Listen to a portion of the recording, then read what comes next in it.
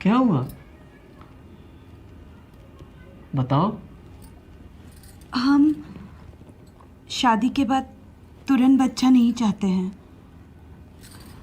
दरअसल पहले हम कुछ करना चाहते हैं, इसीलिए कुछ सालों तक आपको परहेज करना होगा। ये तो बहुत अच्छी बात है। मैं भी चाहूंगा कि पहले तुम अपनी पहचान बनाओ और घबराओ मत। परिवार तभी बढ़ाएंगे जब हम दोनों इसके लिए पूरी तरह से तैयार हो जाएंगे। हम तुम्हें बता रहे हैं, हम ना मार देंगे, बता रहे हैं। अब मत कीजिए ऐसे, आप नहीं कर सकते, आप नहीं जा सकते, आपको काम हम जाएंगे, तुम्हें कह दिया हम जाएंगे। रोज का नाटक है बेटा। वो पड़ोस का रवि है, कभी कपड़े सुखाने के नाम पे तो कभी कूड़ा फेंकने के नाम पे हमेशा लड़ता रहता है। तुम जल्दी से नहाकर पूजा घर में आ जाओ, ठीक है? ठीक है। अरे आओ आओ, निश्चय आओ आओ, बैठो। और किशोर कैसे हो? कोई खास काम था क्या? लीजिए चाय पीजिए।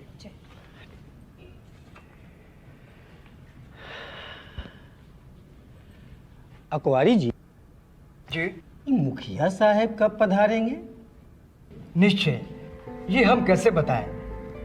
जैसे तुम वैसे हम। वैसे कोई काम था क्या? काम?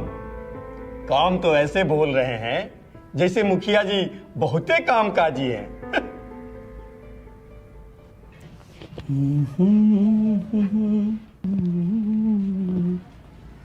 छुट्टी बढ़ नहीं सकती? 2 दिन और रुक जाओ। हम कैसे रहेंगे आपके बिना? हमें भी साथ ले चलिए ना। अरे उस दिन तो तुम बड़ी बड़ी बातें कर रही थी कि कुछ करना चाहती हूँ, अपनी पहचान बनानी है। अब क्या हुआ? हम क्या करेंगे आपके बिना यहाँ?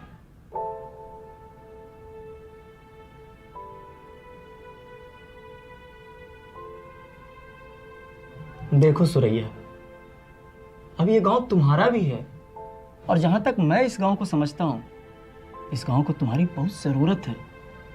हो सके तो बाबूजी की ही मदद कर देना।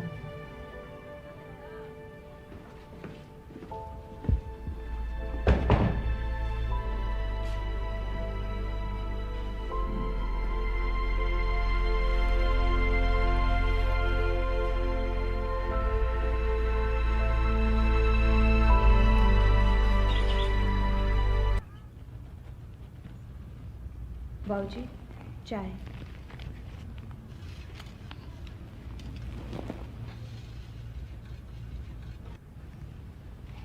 बेटा जी जल्दी से तैयार हो जाओ, आज हम तुम्हें अपना गांव दिखाते।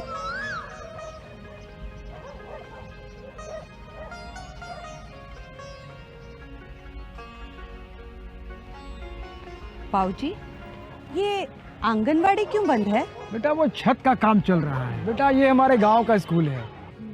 वो अशोक अपना यहीं पढ़ता था। अच्छा। हाँ।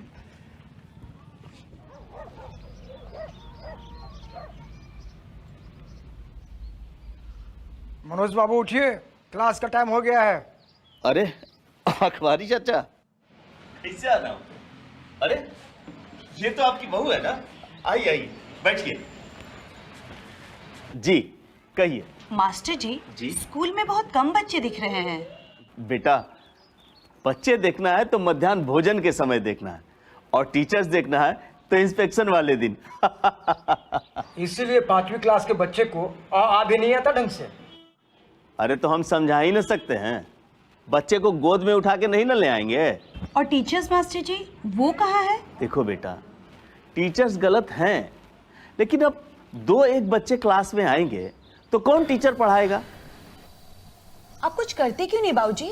जानता हूँ बेटा, पर अकेला आदमी क्या कर सकता है? अब अकेले कहाँ हैं? आप पूरे वार्ड के प्रतिनिधि हैं। आप अपनी बात ग्राम सभा में रख के तो देखिए। ग्राम सभा? कैसी ग्राम सभा? मुखिया जी के लटकन झटकन आ जाते हैं, बस होगी ग्राम सभा। बाबूजी, ग्राम पंचायत किसी एक आदमी के लिए नहीं है, ये पूरे गांव वालों के लिए है। हाँ सुरैया बोलो। हाँ, आज मैं गांव देखने गई थी। कैसा लगा? गांव का तो बहुत बुरा हाल है, ना पंचायत का ठिकाना और ना ही किसी के पास किसी प्रकार की जानकारी। तुमने किसी को कुछ समझाया? मैं क्या समझाती, बाबूजी साथ में थे। तो उससे क्या हुआ? किसी की मदद करने में कैसे शर्म? तुम जिस तरह अपने गांव में जागरूक थी, लोगों की मदद करती थी, यहाँ भी वही करो। और याद रखो सुरैया, अब ये गांव तुम्हारा भी है। चलो ठीक है, अब रखता हूँ। ठीक है। अब लगता है इस गांव को जगाने के लिए मुझे ही कुछ करना होगा। मुझे तुरंत इस काम में लग जाना चाहिए। ग्राम सभा पंचायती राज का वो हिस्सा है जिससे हम मतदाताओं को अपने गांव के संचालन और विकास का अधिकार मिलता है। ये हम मतदाताओं की सभा है जहां हम अपने गांव की समस्याओं को पहचानने की कोशिश करते हैं और फिर आपसे विचार करके इन समस्याओं से निपटने की योजना को अमल में लाने के लिए ग्राम सभा की सहमति जरूरी है। इतना ही नहीं, पंचायत का हर फैसला ग्राम सभा की सहमति से ही पारित होता है और उन फैसलों को खारिज भी सिर्फ ग्राम सभा ही कर सकती है। याद रहे, पंचायत ग्राम सभा के फैसलों को अमल करने के लिए कर्मबद्ध है। और तो और पंचायत को हर पैसों का हिसाब ग्राम सभा को देना पड़ता है। ग्राम सभा हमारे जरूरतों के अनुसार मुखिया जी से बात करके कभी भी बुलाई जा सकती है। पंचायत की जरूरतों को ध्यान में रखते हुए ग्राम पंचायत के अंतर्गत 6 स्थायी समिति का गठन होता है। योजना का पैसा हम तक आते आते ही आधा हो जाता है। अब नहीं होगा। अगर हम खुद पंचायत का हिस्सा बने और ग्राम सभा में ज्यादा से ज्यादा संख्या में भाग लें, तो हमारे मर्जी के बिना कुछ नहीं होगा, क्योंकि पंचायत के माध्यम से हम अपने कल्याण की जिम्मेदारी अपने हाथों में ले लेते हैं। ये सब किताबी बातें हैं, किताबों में ही अच्छी लगती है। तो क्या हम सब हाथ पे हाथ धरे बैठे रहे? आप जैसे लोगों की वजह से ही ये बातें किताबी रह गई हैं। जब तक सहभागीदारी नहीं होगी, तब तक हम ऐसे ही पिछड़े रहेंगे। अब समय आ गया है कि हम अपनी ग्राम पंचायत की कमान संभालें। गणतंत्र दिवस यानी 26 जनवरी के शुभ अवसर पर मुखिया जी ने ग्राम सभा बुलाए हैं। आप सभी को आमंत्रित किया गया है।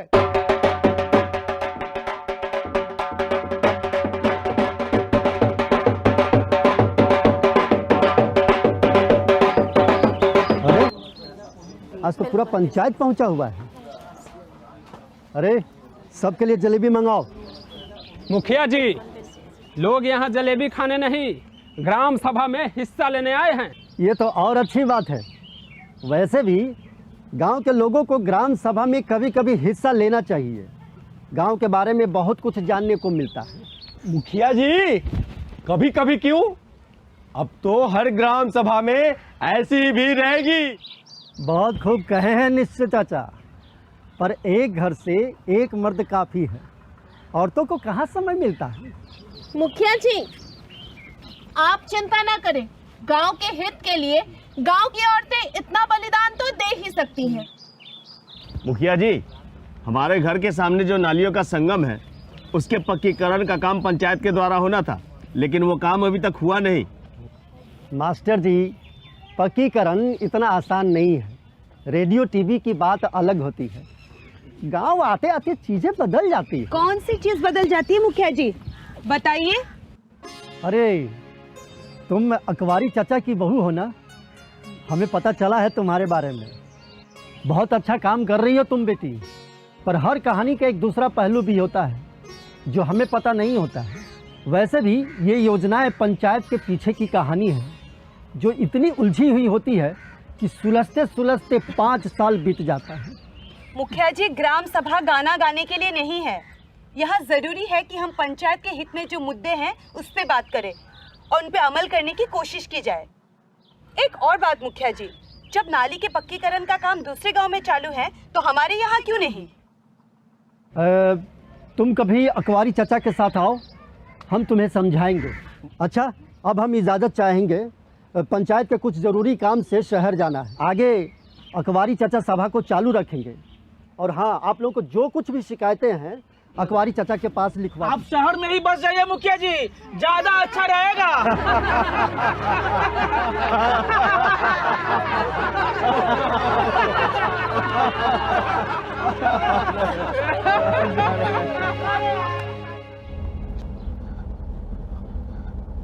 देख रहे ना मुखिया जी, हम कहे थे ना आपको, इतना बात बढ़ने ही नहीं देना चाहिए था। पागल हो गए हो क्या? हैं? सबको बोलने का अधिकार है। और तुमने नाली के पक्कीकरण का काम अभी तक चालू क्यों नहीं किया? हम तुमको कब से बोल रहे हैं, लेकिन तुम्हारे कान में जू तक नहीं रेंगती। सबके सामने कर दी ना हमारी बेइज्जती। मुखिया जी, वो जरा दूसरे काम में फंस गया था। आशीष, रिश्तेदारी का फायदा मत उठाओ।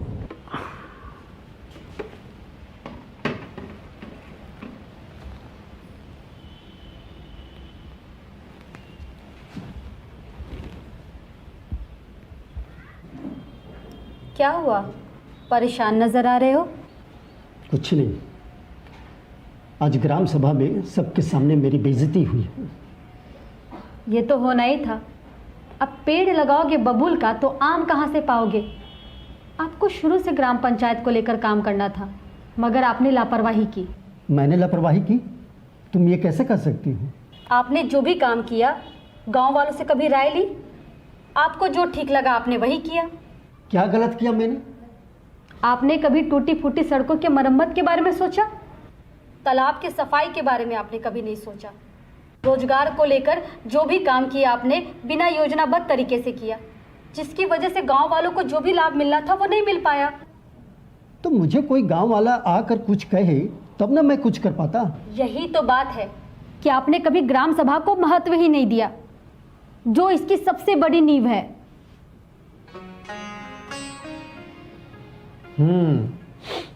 शायद तुम ठीक कर रही हो।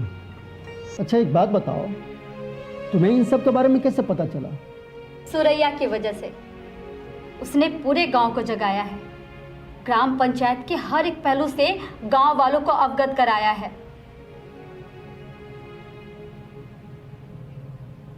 देखो बेटा, तुमसे बेहतर इस ग्राम पंचायत में कोई और मार्गदर्शन नहीं कर सकता।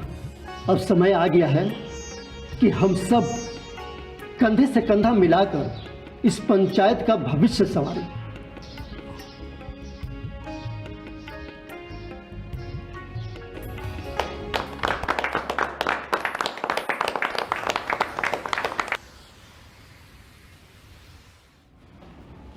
प्रणाम सर।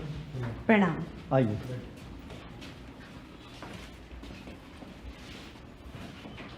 सर, हम लोगों ने अपने ग्राम पंचायत में पंचायत सरकार भवन के लिए जमीन चिन्हित कर ली है। कृपया आप अपनी मंजूरी से इन्हें जिला पदाधिकारी के पास स्वीकृति के लिए भेज दीजिए। जी जरूर, हम कोशिश करेंगे। चले? अच्छा सर, प्रणाम। प्रणाम। कल हम लोग स्कूल चलेंगे और ठीक 2 दिन बाद। मुखिया जी, चाचा, अरे भाभी, अरे सुनो सुनो सुनो, अभी अभी खबर मिली है कि हमारे ग्राम पंचायत के लिए पंचायत सरकार भवन की स्वीकृति हो गई है। क्या बात है, बहुत बढ़िया। अब जब हम लोग जाग गए हैं तो गांव को जगाना हमारा सबसे पहला पंचायत कर्तव्य है। शिक्षा को संभव करने के लिए हर प्रयास कर रहे हैं। आप अपने बच्चों को स्कूल जरूर भेजिए, ये हमारे और आपके भविष्य है। प्रणाम। प्रणाम।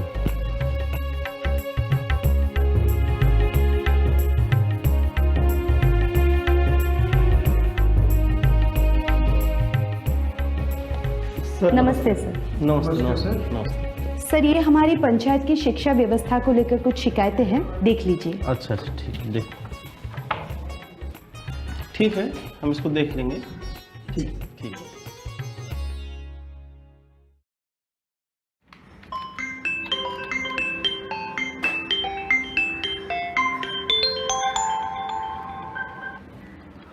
जी सर। ये क्या मामला है?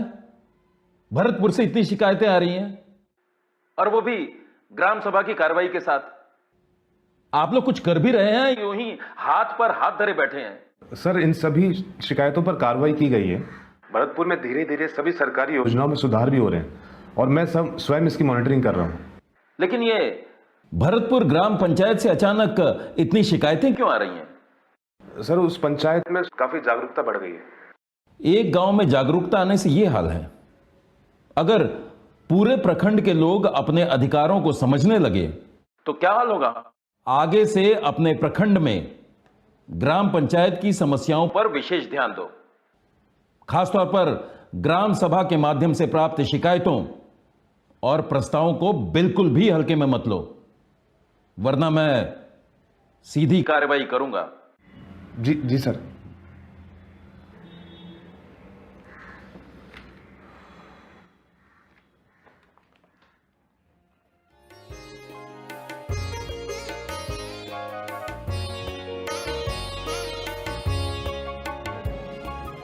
सारे बच्चे आते हैं? जी आते हैं। कितने बच्चे हैं? 40 बच्चे हैं।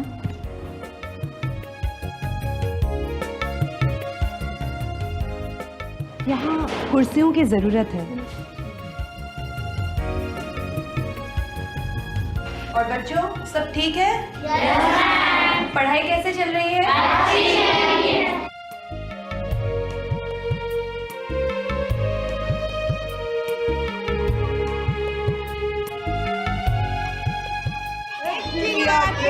घर से निकले पंख पसार, घर से निकले पंख पसार, पूरब से पश्चिम को जाए, पूरब से पश्चिम।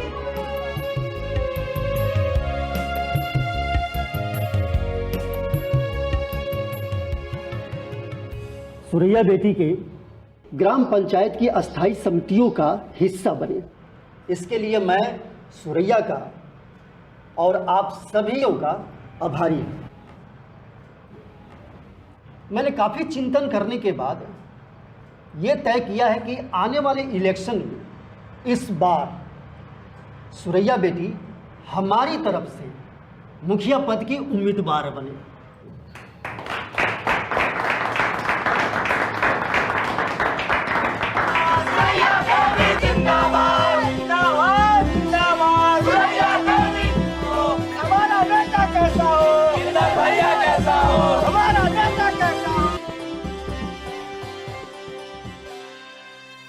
उम्मीदवार सुरैया देवी अपने नजदीकी प्रतिद्वंदी इंदल से 1019 वोट से चुनाव जीत गई है। जिंदाबाद, जिंदाबाद, सुरैया देवी जिंदाबाद, जिंदाबाद, जिंदाबाद, सुरैया देवी जिंदाबाद। जैसे हमारी थोड़ी सी पहल से गांव में रौनक आ गई है, ठीक उसी प्रकार अगर हम सब ग्राम पंचायत के प्रति पूरी तरह से जागरूक हो जाएंगे और ग्राम सभा का आयोजन नियम से करेंगे तो हमारे इस ग्राम पंचायत को आत्मनिर्भर होते देर नहीं लगेगी। जय हिंद।